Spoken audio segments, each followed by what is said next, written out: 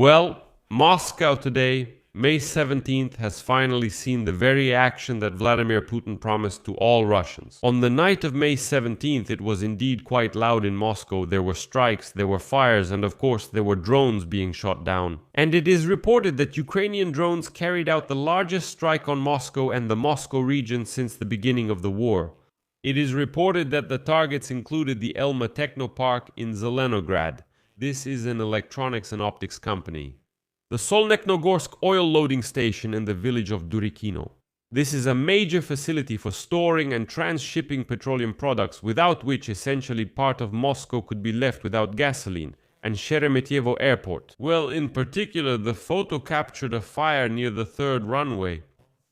In addition, there have been some other strikes, for example, at MKB Raduga in Dubna. But that's not the full list of what came under attack today.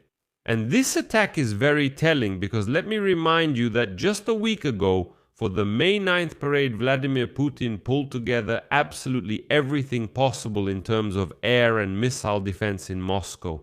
Moscow is currently the most protected Russian city, but it turned out that Ukrainian drones can break through even this air defense, which means that either Ukrainian drones are already that good, or Russian air defense is just that bad.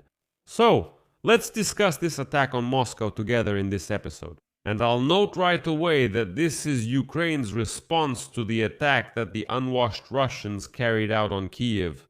Overnight from May 13th to May 14th, when unfortunately more than 20 people died as a result of a Russian missile strike.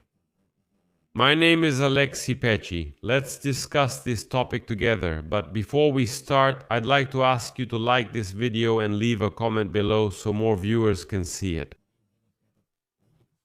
And also subscribe to my Telegram channel, Pechi News. The link to it is in the description of this video. Вон. Ага, Дымит, блять. сбили походу. Ебать. Ah, damn.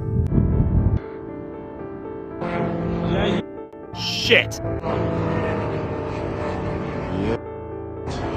These are King Kali guys, to be honest. Now Nikita is knocking something over. Comrade, these are Kinkali, damn it. This is just some kind of crap. Короче, сначала сюда один дрон влетел, потом второй влетел. Вот. Всё.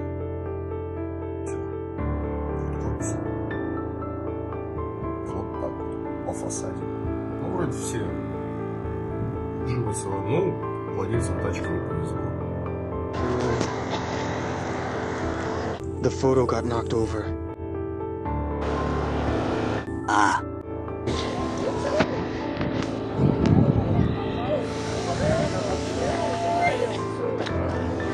The photo got knocked over.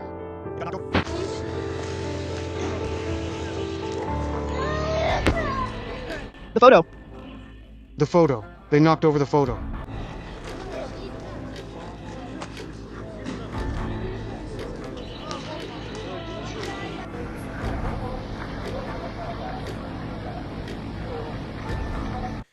So, I'll start by saying that today the Ministry of Defense of Ukraine confirmed strikes on a number of targets in Moscow and the Moscow region, including an oil refinery, an oil depot, and a microelectronics manufacturing facility.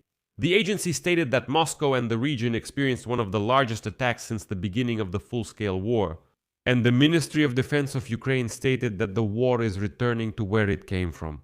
According to the ministry, Ukrainian defense forces struck the Moscow oil refinery, the Solnechnogorsk oil depot, and a number of enterprises related to microelectronics production for the first time. Here is a quote from the Ministry of Defense of Ukraine. Previously, these facilities were protected by a huge number of air defense systems, but something strange happened. God, bomb Russia. This was written by the Ministry of Defense of Ukraine. Now let's figure out what was burning, where the strikes landed, because there are already a ton of videos on social media where Russians, Muscovites, are just crying, not understanding what's happening. They say, oh, something's coming in, oh, something's exploding, what's going on, comrades? I've been laughing at this guy all morning today. I thought these were just some jokes or something. Turns out Russians really still talk like this. Comrades, what's going on, comrades? So, on the night of May, 17 Ukrainian drones carried out the largest strike on Moscow and the region since the beginning of the war. According to OSINT analysis, the targets definitely included the Elma Technopark in Zelenograd. This is an enterprise in the electronics and optical industry, the kind that works for the defense industrial complex. The Solnekhnogorsk oil loading station in the village of Duraykino. This is a major facility for storing and transferring petroleum products. And even Sheremetyevo airport was affected, because the photos show a fire in the area of the third runway. Well, and now it's known for sure that there's a fire at that very oil loading station and in the Technopark. In addition, the strike hit MKB Raduga in Dubna. This is a developer of cruise missiles. And according to the mayor of Moscow, Sergei Sobyanin, the Moscow oil refinery in Kapotnya was also attacked. At Sheremetyevo, according to the online board, more than 200 flights have been cancelled or delayed, and Aeroflot reported that some arriving aircraft have been redirected to alternate airfields. At Vnukovo, almost 100 flights have also been rescheduled or cancelled, and now they sent a statement. Sheremetyevo Airport Service said that the drone debris fell at a safe distance from passenger areas, and there were no casualties. And there are already memes online about Ukrainian drones being called debris.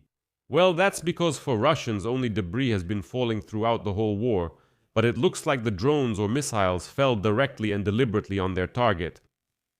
In Moscow, hits on residential buildings have been recorded, including on Mikhailova Street. In Zelenograd, the facade of a high-rise building was badly damaged. There are already videos where Russians are complaining, saying, "Oh, the balcony fell." Residents of Khimki, Lobnya, and Narofominsk also reported explosions on social media.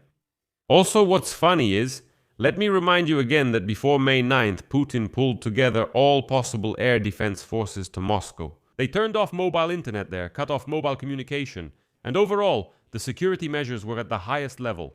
But today, for some reason, residents of Moscow are complaining about the plain lack of an alert system during the strike.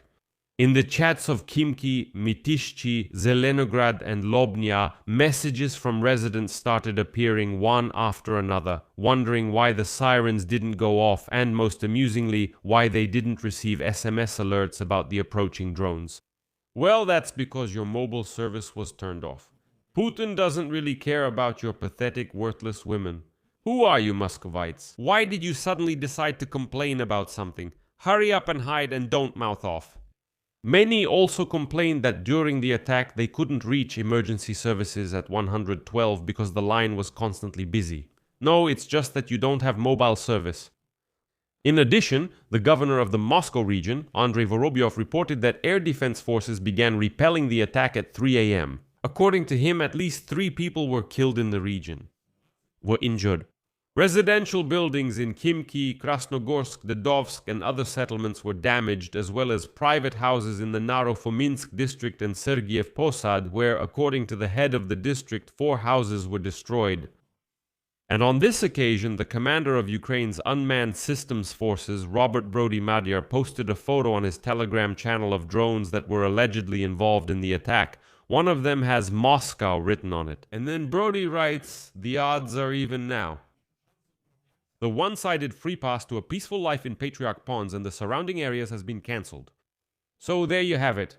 The Ministry of Defense of the Russian Federation has reported the destruction of 556 drones over 14 regions, including Belgorod, Kaluga, Kursk, Bryansk, Voronezh, Tula, Smolensk, Lipetsk, Tver, Rostov regions, Krasnodar Krai, the Moscow region, and the stolen, occupied Ukrainian Crimea. Well, in general, Moscow is under heavy attack. Let me emphasize once again, the fact that drones are flying over and attacking Moscow shows that Russia's air defense is extremely porous. I don't even know what's going to happen in other regions where they took away air defense systems and moved them to Moscow to protect your bald, stinky dictator Vladimir Putin. It didn't help at all. There's already speculation online that Moscow might have been attacked by FP-1 drones from that very company, Firepoint, but we're still waiting for confirmation of this information. But in the context of the attack on Moscow, first of all, I want to remind you that the Russians themselves, after May 9th, broke any agreements at all, well, because they're savages. There's absolutely no point in talking to savages or trusting them. And from the night of May 13th to 14th, the Russians attacked the Ukrainian capital, Kyiv, hit a residential building, part of the building collapsed, and unfortunately more than 20 people died as a result of this Russian attack. This was the Russians' response to Ukraine agreeing to a ceasefire so that the bald scumbag Vladimir Putin could hold a military parade in Moscow. So here's your payback. Something flew into Moscow from Ukraine, but I should note that on the night of May 17th, the Russians also attacked Ukraine. Ukraine was attacked by strike drones from different directions. Almost 300 drones flew over Ukraine.